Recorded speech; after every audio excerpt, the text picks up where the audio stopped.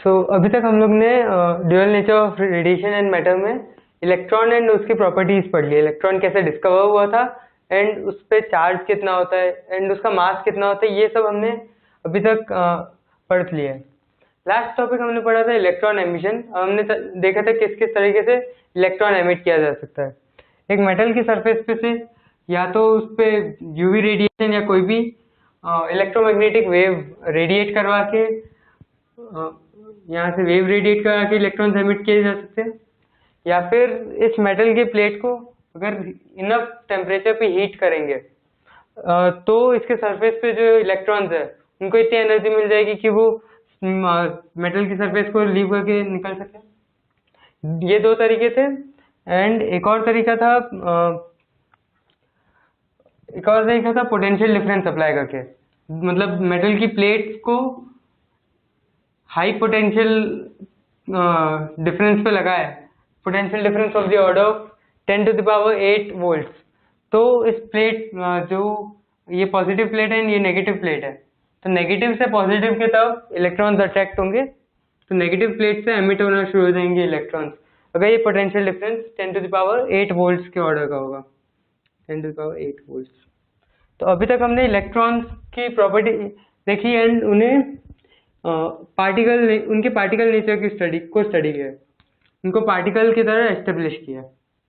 अब हम photo electric effect हमने इसमें देखा कि इलेक्ट्रोमैग्नेटिक वेव से भी इलेक्ट्रॉन एमिट हो रहे हैं। ये 19th सेंचुरी में ये एक्सप्लेन नहीं कर पा रहे थे साइंटिस्ट, ये सिर्फ एक्सपेरिमेंटली पता किया गया था कि यूवी रेडिएशन से इलेक्ट्रॉन्स एमिट होते हैं। सबसे पहले 1886 में हेनरी थर्ड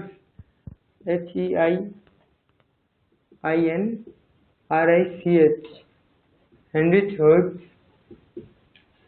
इलेक्ट्रोमैग्नेटिक वेव्स को के प्रोडक्शन फ्रॉम स्पार्क डिस्चार्ज, मतलब एक ट्यूब में दो मेटल प्लेट्स को एंड बीच में गैस, ये मीडियम में गैस है, हाई वोल्टेज अप्लाई करके स्पार्क डिस्चार्ज की मदद से इलेक्ट्रोमैग्नेटिक वेव के प्रोडक्शन को स्टडी कर रहे थे। तब उन्होंने देखा जो ये उल्टा बना देते हैं, ये पॉजिटिव ये नेगेटिव, ये पॉजिटिव है ये नेगेटिव है। जब एमिटर प्लेट पे यूवी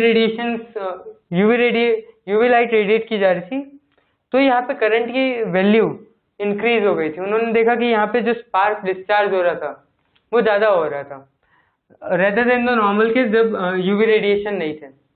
तो उनके एक्सपेरिमेंट्स ऐसे तो इलेक्ट्रोमैग्नेटिक वेव को स्टडी करने के लिए थे, उसके लिए उन्होंने ये ज़्यादा ध्यान नहीं दिया। लेकिन सबसे पहले observe and discover photoelectric effect को हेनरी थर्ड्स ने किया था। हेनरी थर्ड्स के बाद दो scientist Lenard LENARD Lenard and Hallwachs, ये दोनों ने फोटो इलेक्ट्रिक इफेक्ट को इंटेंसिवली स्टडी किया, काफ़ी साल इस पे डाले एंड एकदम बेसिक से स्टार्ट किया। सबसे पहले तो उन्होंने मीडियम को हटा के देखा, क्योंकि हेनरी थर्ड ने जब किया था तो यहाँ बीच में गैस थी, यहाँ ट्यूब के अंदर गैस थी, लेकिन इन लोगों ने बिना कोई मीडियम के मतलब परफेक्ट वैक्यूम में ये ट्राई किया एंड देखा कि सच में ये यूवी रेडिएशन के कारण इलेक्ट्रॉन्स एमिट हो रहे हैं या फिर स्पार्क डिस्चार्ज की कोई प्रॉपर्टी है जिसके कारण ऐसा हो रहा है। तो इसको पॉजिटिव एंड इसको नेगेटिव, तो उन्होंने पहले वैक्यूम करके ये ट्राई किया कि सच में ऐसा कोई फिनोमिना हो रहा है या नहीं। एकदम बेसिक से उन्होंने शुरू किया, तो उन्होंने देखा कि हाँ सच में यूवी रेज या कोई भी इलेक्ट्रोमैग्नेटिक वेव एक पर्टिकुलर फ्रीक्वेंसी के ऊपर अगर इस एमिटर प्लेट पे इल्यूमिनेट करेंगे तो यहाँ पे एक करंट का फ्लो हो जाएगा, या रेदर हम लोग को अब पता है कि करंट का फ्लो इलेक्ट्रॉन्स का फ्लो होता है, तो यहाँ पे एक इलेक्ट्रॉन का फ्लो एस्टेब्लिश हो जाएगा। तो सबसे पहले ये उन्होंने स्टडी किया। इसके बाद उन्होंने इसका वेरिएशन देखा, किस किस तरह से वेरिएशन कर सकते हैं। सबसे पहले हम इसका एक्सपेरिमेंटल सेटअप देखते हैं, उन्होंने किस सेटअप पे काम किया था। तो उनके सेटअप में ये ग्लास ट्यूब,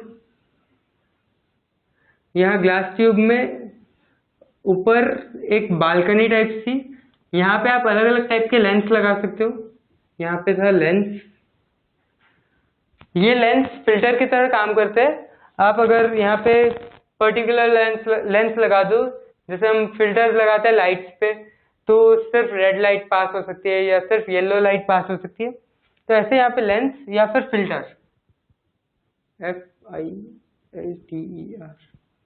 फिल्टर और लेंस, जिसकी मदद से हम एमिटर प्लेट पे फ्रीक्वेंसी को एडजस्ट कर सकते हैं, फ्रीक्वेंसी या कलर ऑफ लाइट जो उस पर गिर रही है। बाकी ये पॉजिटिव एंड ये नेगेटिव टर्मिनल्स, एक्चुअली ये पॉजिटिव एंड नेगेटिव उन्होंने मतलब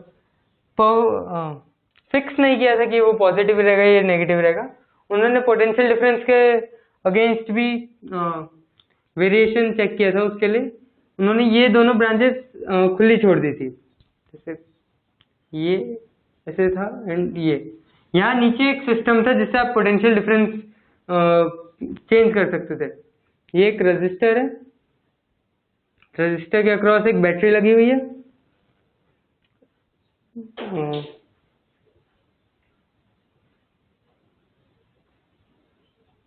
एक बैटरी हो गई, तो अब इसमें करंट फ्लो होगा।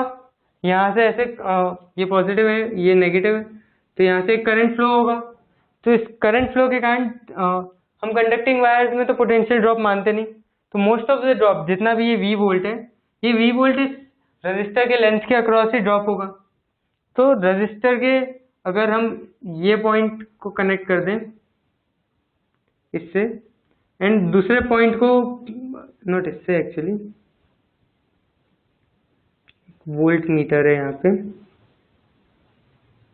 एंड यहाँ अगर हम इस एरो को अलग अलग जगह टच करें रजिस्टर पे, तो वो इस पॉइंट, ये स्टार्टिंग पॉइंट A एंड जो भी पॉइंट पे टच करेंगे J, ये जॉकी है, तो जिस भी पॉइंट J पे टच करेंगे इसको, उस पॉइंट के बीच का पोटेंशियल डिफरेंस आ जाएगा इस वोल्ट मीटर के अक्रॉस एंड इस वायर पे आ जाएगा। देन यहाँ पे उन्होंने एक वेरिएबल, मतलब कम्यूटेटर एक डिवाइस होता है, आपने 10th में पढ़ा होगा, जो स्विच करने के काम आता है। जैसे अगर ये दो पोर्ट है एंड यहाँ पोर्ट है, ये पॉजिटिव एंड ये नेगेटिव, तो कम्यूटेटर अगर लगाए तो आप A टर्मिनल और B टर्मिनल, A को पॉजिटिव से भी जोड़ सकते हो, नेगेटिव से भी जोड़ सकते हो, मतलब one at a time obviously, A negative से B पॉजिटिव से एंड B नेगेटिव से A पॉजिटिव से। ये चेंज करने के लिए कम्यूटेटर यूज होता है। तो उन्होंने यहाँ पे एक कम्यूटेटर लगा दिया, जिससे जैसे यहाँ पे अगर नेगेटिव है तो यहाँ पे पोटेंशियल कम होगा, यहाँ पे नेगेटिव होगा, और यहाँ पे जिस साइड भी टच करेंगे इस साइड यहाँ पे पॉजिटिव होगा। तो इसको चेंज करने के लिए यहाँ से एक और वायर है जो फाइनली यहाँ जा रही है, एंड यहाँ जॉकी पे से एक वायर है जो ऐसे जा रही है। तो ये दो टर्मिनल्स है, ये एक टर्मिनल, ये दूसरा टर्मिनल। ये टर्मिनल के बीच का पोटेंशियल डिफरेंस उतना होगा जितना हम इस रजिस्टर पे लेंथ से फिक्स करना चाहेंगे। मतलब अगर इसका पोटेंशियल ड्रॉप V है, तो यहाँ पे जो डेल्टा V होगा, delta V is equal to जितनी भी लेंथ हम टच करें, small l upon total length of register into capital V। इससे हम डेल्टा, ये तो फिक्स है, ये भी फिक्स है, हम स्मॉल l को वेरी करके पोटेंशियल डिफरेंस वेरी कर सकते हैं इन दोनों प्लेट के बीच में। तो ये तो कोई काम का नहीं है फोटो इलेक्ट्रिक इफेक्ट में, एज सच इक्वेशन। ये दो टर्मिनल ये दो टर्मिनल, इन दो टर्मिनल्स में दोनों टाइप के कॉम्बिनेशन, मतलब A को B से जोड़ना, A B C D कर देते हैं, तो A को C से जोड़ना, A को D से जोड़ना, और B को C से जोड़ना और B को D से जोड़ने का अरेंजमेंट था। तो इसके मदद से आप क्या कर सकते हो, एक तो एमिटर और कलेक्टर प्लेट के बीच का पोटेंशियल डिफरेंस वेरी कर सकते हो इन मैग्नीट्यूड। आप इसको अगर A को C से जोड़ो एंड B को D से जोड़ के वेरी करो तो इन मैग्नीट्यूड चेंज हो सकता है, या फिर आप साइन चेंज कर दो, A को D से जोड़ो तो ये नेगेटिव हो जाएगा, वो पॉजिटिव हो जाएगा, तो वो भी आप चेंज कर सकते थे। इलेक्ट्रॉन्स तो हमेशा इसी प्लेट से एमिट होंगे, क्योंकि लाइट तो यहीं पे गिर रही है। यहाँ पे एक बल्ब है, यहाँ पे एक सोर्स है, हम सन टाइप्स बना देते हैं, नॉट सन, कि सन से तो फिर हम फिर बहुत सारी चीजें कंट्रोल नहीं कर पाएंगे। जैसे एक सर्टेन अमाउंट ऑफ इंटेंसिटी से नीचे ही हमें काम करना पड़ेगा, या फिर कोई वेव बाहर एटमॉस्फेयर में ही ब्लॉक हो गई, तो not sun but some kind of source है। यहाँ पे ये सोर्स है, SOURC, तो एक सोर्स है। तो सोर्स यहाँ पे, इसलिए एमिटर प्लेट तो हमेशा यही होगी। अब हम एमिटर प्लेट का साइन चेंज कर सकते थे, पॉजिटिव और नेगेटिव। फिर उन्होंने किसके किसके अगेंस्ट वेरिएशन प्लॉट किए थे, रेदर स्टडी किए थे, वो हम लिख देते हैं। पहली चीज वेरी की थी उन्होंने, इंटेंसिटी।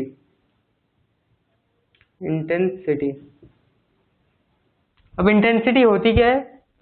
इंटेंसिटी होती है पावर पर यूनिट एरिया। तो इंटेंसिटी हो गई power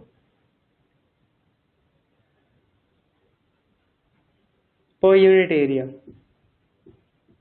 is equal to, power होती है एनर्जी पर यूनिट टाइम, तो energy per unit time per unit area, per unit time into area, ये हो गई इंटेंसिटी। तो इंटेंसिटी को आप ऐसे फील कर सकते हैं जैसे आप सन को कंसीडर करो, तो ये अगर हमारे अर्थ है बहुत दूर में, यहाँ पे एक सन है, ऐसे उल्टा मान लेते हैं, ये सन मान लेते हैं और ये अर्थ है। तो नॉर्मली अगर दो टाइम हम कंसीडर करेंगे, एक सनी डे जब कोई क्लाउड नहीं है, क्लियर है एकदम, समर में आप एज्यूम करें एकदम क्लियर डे है, तो कोई भी क्लाउड सन के रेडिएशन को रोक नहीं रहे। जितनी भी रेडिएशन यहाँ पहुंच रही है वो सारी सरफेस पे गिर रही है, तो इंटेंसिटी मैक्सिमम होगी। जितनी energy per unit area per unit time, मतलब हम एरिया तो यहाँ फिक्स है, and energy per unit time sun जो प्रोड्यूस करता है हम उसे लगभग कांस्टेंट मानते हैं। हम ऐसे नहीं मानते कि सन अभी बहुत ज़्यादा दे रहा है या बहुत कम दे रहा है। डिस्टेंस वेरी कर सकती है, विंटर में बहुत दूर है तो कम एनर्जी आएगी, एंड समर में अगर पास है सन से तो ज़्यादा एनर्जी आएगी। तो फॉर अ गिवन से 2 days 3 days वो तो लगभग कांस्टेंट ही होती है। तो एनर्जी पर यूनिट टाइम जो सन प्रोड्यूस कर रहा है वो कांस्टेंट है, एंड यहाँ पे एरिया कांस्टेंट है। पर अगर क्लियर डे है, कोई बादल नहीं है, तो क्या होगा, यहाँ पे जितनी एनर्जी सन प्रोड्यूस कर रहा है उतनी पूरी एनर्जी मिलेगी, तो इंटेंसिटी ज़्यादा होगी। पर अगर यहाँ पे क्लाउड है, मतलब ज़्यादा क्लियरली बना नहीं सकता, लेकिन अगर क्लाउड है तो क्या होगा, बहुत सारी एनर्जी क्लाउड पे पड़ते ही रिफ्लेक्ट हो जाएगी, तो उससे जो अर्थ सरफेस पे एनर्जी आ रही है वो कम हो जाएगी, तो इंटेंसिटी कम हो जाएगी। जो धूप की इंटेंसिटी हमें लगती है कि जिस दिन एकदम साफ होता है तो बहुत तेज धूप है, या अगर किसी दिन बहुत बादल है तो बहुत कम धूप है, वो होती है इंटेंसिटी। तो ये लाइट की भी इंटेंसिटी, बहुत ज़्यादा लाइट आ रही है एमिटर प्लेट पे या बहुत कम लाइट आ रही है, उसके साथ वेरिएशन स्टडी किया था, उसको इंटेंसिटी बोलते हैं। तो इंटेंसिटी के साथ वेरिएशन स्टडी किया। सेकंड हमने डिस्कस किया ही पोटेंशियल डिफरेंस वेरी करने का तरीका, POTENTIAL, पोटेंशियल डिफरेंस हमने देखा कि कैसे वेरी होगा। एक तो हमने देखा कि रजिस्टर पे डिस्टेंस चेंज करके हम मैग्नीट्यूड चेंज कर सकते हैं, एंड कम्यूटेटर यहाँ पे लगा हुआ है, उसकी मदद से हम साइन चेंज कर सकते हैं। हम इसको प्लस माइनस कर सकते हैं, या फिर इसको प्लस और इसको माइनस कर सकते हैं। ये सारे साइन चेंज हम कर सकते हैं कम्यूटेटर की मदद से। तो सेकंड चीज थी जिसके साथ उन्होंने स्टडी किया वो पोटेंशियल डिफरेंस। थर्ड चीज थी फ्रीक्वेंसी,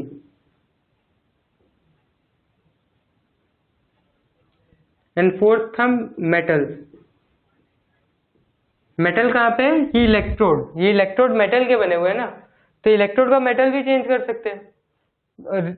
जो एमिटर प्लेट है उसका मेटल का ही फर्क पड़ेगा, क्योंकि जो रिसीवर प्लेट है वो तो कोई भी कंडक्टिंग मेटल की होगी तो चलेगा। इस पे तो लाइट हम डाल नहीं रहे, इस पे तो कोई फोटो इलेक्ट्रिक इफेक्ट का कोई इफेक्ट नहीं पड़ रहा आपके लाइट का। जो इफेक्ट पड़ रहा है एमिटर प्लेट पे पड़ रहा है। तो एमिटर प्लेट पे हम ये मेटल को चेंज करके देख सकते हैं कि सीजियम जैसे वर्क फंक्शन सीजियम का कम होता है तो वो ज़्यादा इलेक्ट्रॉन्स एमिट करेगा, या प्लेटिनम लगा दिया तो क्या फ़र्क पड़ेगा। तो ये 4 चीज़ें। अब हमने ये भी देख लिया कि कैसे वेरी कर सकते हैं। ये फिल्टर की मदद से आप 2 चीज़ वेरी कर सकते हैं, एक तो है फ्रीक्वेंसी एंड एक है इंटेंसिटी। अगर मैं यहाँ डार्क फिल्टर लगा दूँ, जैसे सनग्लासेस होते हैं, सनग्लासेस क्या करते हैं, लाइट को फिल्टर कर देते हैं। बहुत सारी इंटेंसिटी है, सन की बहुत ज़्यादा इंटेंसिटी है तो इंटेंसिटी को कम कर देते हैं, एक्स्ट्रा लाइट को रिफ्लेक्ट कर देते हैं। वैसे ही अगर मैं यहाँ एक डार्क शेड का लेंस लगा दूँ तो क्या होगा, यहाँ जो भी सोर्स की एनर्जी है वो कम आएगी। वैसे इंटेंसिटी हम ज़्यादा तक लेंस से नहीं देखते, हम सोर्स की एनर्जी कम कर देंगे, एनर्जी वेस्ट करने से कोई मतलब नहीं है। तो हम सोर्स की एनर्जी चेंज करके सोर्स में पावर वेरी करके हम इंटेंसिटी को चेंज कर सकते हैं, एंड फ्रीक्वेंसी को हम लेंस की मदद से चेंज कर सकते हैं। अगर मैं यहाँ एक फिल्टर लगा दूँ जो सिर्फ ब्लू लाइट को पास होने देता है तो यहाँ सिर्फ ब्लू लाइट वाली फ्रीक्वेंसी आएगी। अगर ऐसा फिल्टर लगा दो जो सिर्फ येलो लाइट को जाने देता है तो येलो लाइट की जो फ्रीक्वेंसी है सिर्फ वही फ्रीक्वेंसी की लाइट जाएगी। तो ऐसे हम फ्रीक्वेंसी लेंस की मदद से कर सकते हैं एंड इंटेंसिटी सोर्स की मदद से। पोटेंशियल डिफरेंस ये पूरे सिस्टम की मदद से वेरी कर सकते हैं, एंड मेटल हम खोल के या इलेक्ट्रोड को ही चेंज कर सकते हैं, प्लेट पूरी नई प्लेट लगा सकते हैं।